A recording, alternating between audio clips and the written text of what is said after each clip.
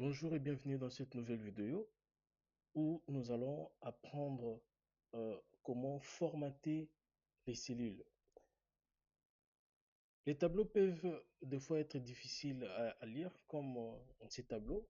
Il y a plein d'informations et c'est pas du tout mis en forme. Alors, au premier abord, le voir comme ça nous paraît difficile pour avoir des informations en un coup d'œil. Donc, savoir formater les cellules permet de rendre une feuille de calcul claire et immédiatement compréhensible. Et nous allons voir ici comment euh, travailler sur le bordure et les remplissages de couleurs et le format des nombres. Pourquoi c'est important? Parce que premièrement, euh, un bon formatage permet de repérer l'information clé en un coup d'œil, comme je le disais. Et un bon formatage sépare visuellement les zones, titres, totaux en tête. Et un bon formatage améliore la lisibilité des nombres, par exemple monnaie, pourcentage et décimal. Donc ici, nous allons apprendre comment appliquer euh, la bordure dans un tableau. Alors, pour insérer la bordure, il suffit déjà de sélectionner tous les tableaux. On va y sélectionner. On va tenter de supprimer cette ligne, voilà. Et on va tenter de sélectionner tout le tableau. Et dans Accueil, dans la commande de police, vous allez cliquer sur la petite icône là. Et là, vous avez des options de bordure à choisir. Et nous allons choisir toutes les bordures. Voilà comment vous pouvez appliquer une bordure. Vous avez les choix entre différents types de bordures à, à utiliser. Alors, une fois choisi une bordure, le- lorsque vous revenez sur cette icône, vous verrez que la dernière colonne, la dernière bordure que vous avez choisie apparaît automatiquement. Donc, il reste là par défaut, ce qui fait que à chaque fois que vous aurez besoin de créer une autre bordure, il suffira juste de cliquer là plutôt que de sortir tout le menu. Il vous suffira juste de cliquer là pour appliquer cette bordure, par exemple, dans une nouvelle, voilà, comme ça. Donc, voilà comment vous pouvez appliquer une bordure. Vous pouvez aussi supprimer cette bordure ou même la changer si ça ne vous plaît pas. Et pour supprimer cette bordure, il suffit encore de sélectionner votre contenu, de retourner dans le menu et cliquer aucune bordure. Et là, vous verrez qu'il n'y a plus aucune bordure dans dans notre tableau. Voilà comment vous pouvez appliquer une bordure et supprimer la bordure. Pour l'instant, on va appliquer la bordure. Voilà, on applique la bordure.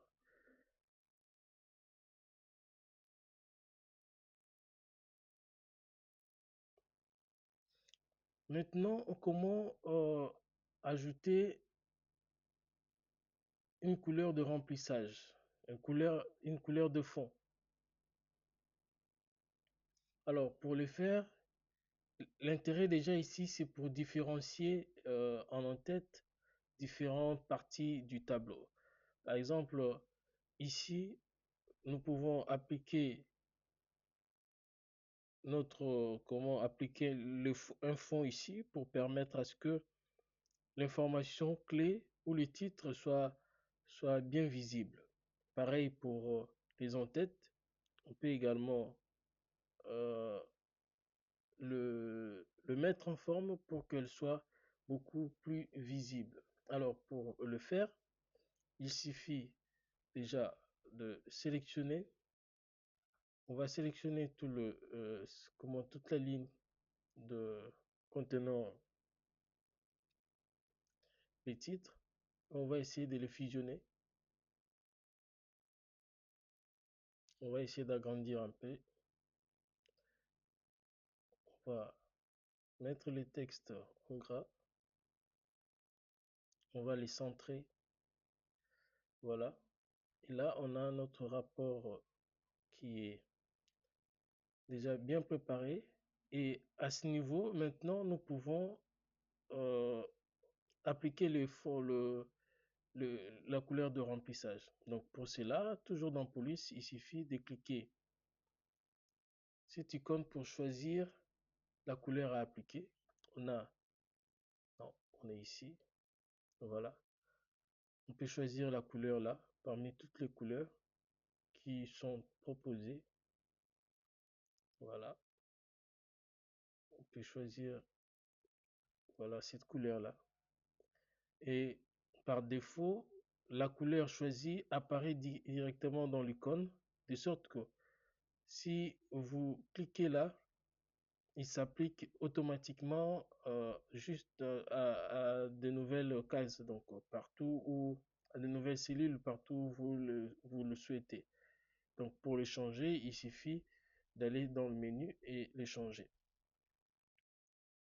Donc vous avez la possibilité de choisir parmi ces palettes. Si vous ne souhaitez plus voir ces- si vous ne voulez plus de couleur de fond, vous pouvez cliquer sur aucun remplissage. Automatiquement, voilà, on sélectionne. Lorsqu'on clique aucun remplissage, il n'y a plus de remplissage. Et si on veut l'appliquer, on retourne là. On peut également aller plus loin en utilisant d'autres couleurs. Et là, on peut voir des couleurs personnalisées. Vous insérez vous-même vos couleurs. Et là, vous pouvez manipuler, chercher à, voilà, choisir la couleur qui vous plaît. Donc, vous pouvez utiliser toutes ces, ces options pour appliquer des couleurs. Donc, pareil, on va faire la même chose pour l'entête. On va le mettre en gras, on va augmenter la taille un peu pour qu'elle soit visible. Et ensuite, on va appliquer la couleur, disons, voilà,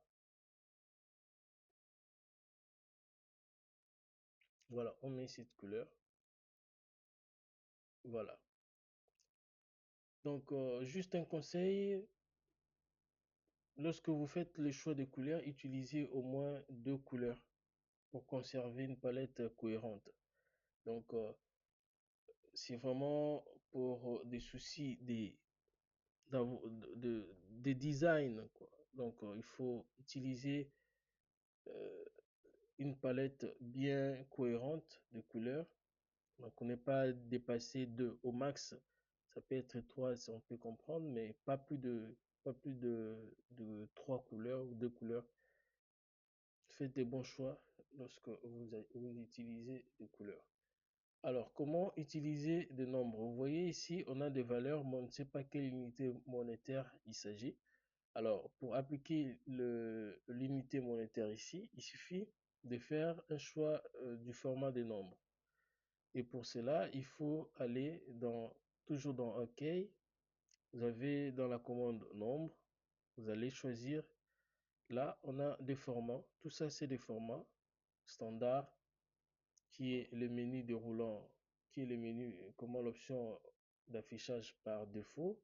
On a le nombre, on a comment le format monétaire qui affiche les symboles monétaires selon les paramètres régionaux.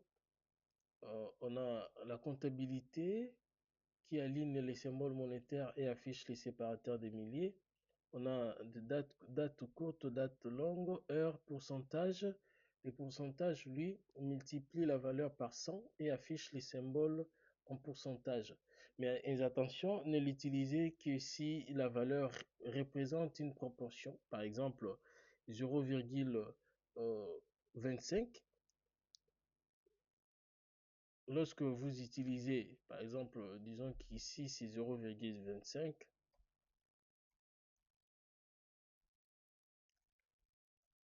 Lorsque vous cliquez, c'est bon.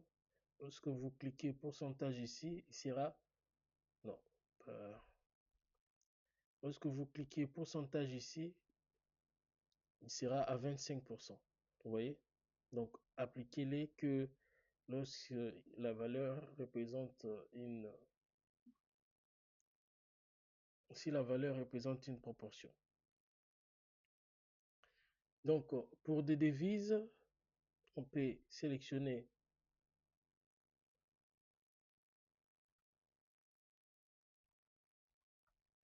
les tableaux et on peut appliquer une unité monétaire. Et pour cela, il suffit de cliquer sur cette icône-là pour appliquer une devise, soit l'euro, voilà, et ça rajoute même des décimales, soit en dollars, voilà. Si c'est des pourcentages que vous voulez appliquer, vous pouvez appliquer, vous cliquez là. Et là, c'est des séparateurs des milliers. On va appliquer de virgules. Donc, il va enlever euh, les signes monétaires et il applique des virgules. Les décimales ici, on peut augmenter des décimales ici, tout comme on peut réduire des décimales en cliquant sur deux boutons. On a également cette petite icône ici qui nous permet d'avoir accès à la boîte de dialogue. Et ici, on voit qu'on a 6 onglets. Dans l'onglet nombre, alignement, police, bordure, remplissage, protection. Et là, dans le nombre, on peut faire le choix de formats, de différents formats qu'il y a. C'est-à-dire, c'est à peu près le même format qu'on a retrouvé là, en haut.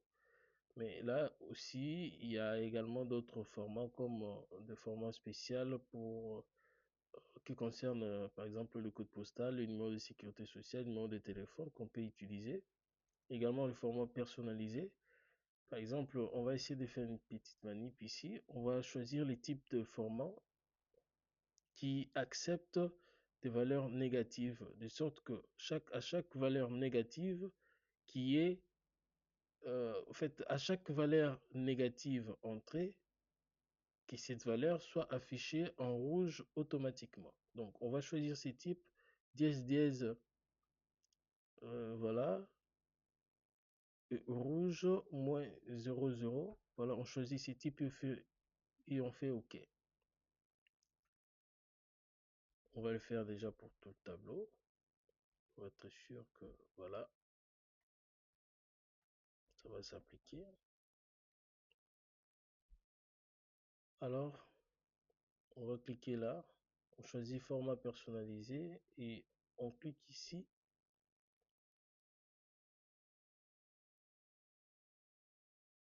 On va choisir, voilà, c'est le format dièse dièse dièse 0,00. Là, c'est pour des milliers, hein. Et là, on a rouge moins 00. Voilà. Donc, quand c'est positif, c'est normal, c'est des formats qui va s'appliquer, normal.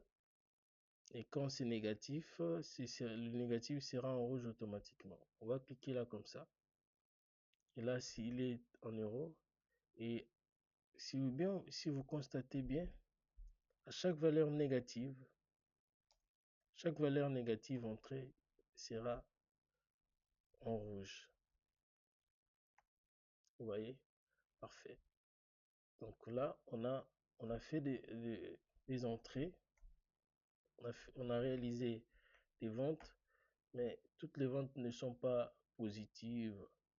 Donc on a également enregistré des ventes négatives et chaque valeur négative s'affiche en rouge pour signaler que voilà, il y a, il y a eu un déficit.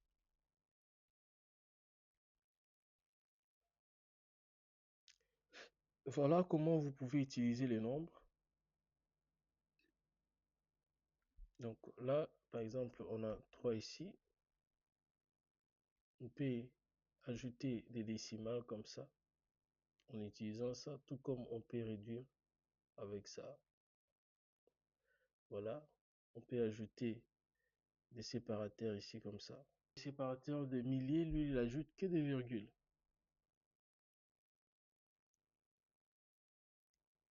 On ajoute des virgules dans la valeur. Autre chose, c'est que lorsque vous enregistrez vos données, il est courant de constater également que vos valeurs s'affichent comme ça, sur vos tableaux, tout ça, machin. Voilà, vous avez des textes tronqués comme ça. Et lorsque vous constatez ça, gardez à l'esprit que cette histoire arrive souvent lorsque la colonne est trop étroite. Et pour résoudre ces problèmes, il suffit juste de le faire manuellement, d'ajuster la taille de la colonne manuellement, voilà comme ça. Ou vous pouvez utiliser l'autofit en double-cliquant l'entête de la colonne. Soit encore, vous pouvez utiliser, lorsque vous avez comme ça, vous pouvez sélectionner les tableaux et vous allez dans Format. Et là, vous pouvez cliquer ajuster la largeur de colonne. Vous voyez, il ajuste la largeur de colonne dans tout le tableau automatiquement.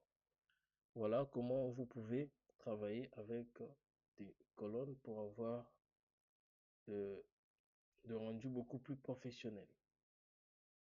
C'est la fin de cette vidéo. J'espère que vous avez aimé et on se retrouve à la prochaine.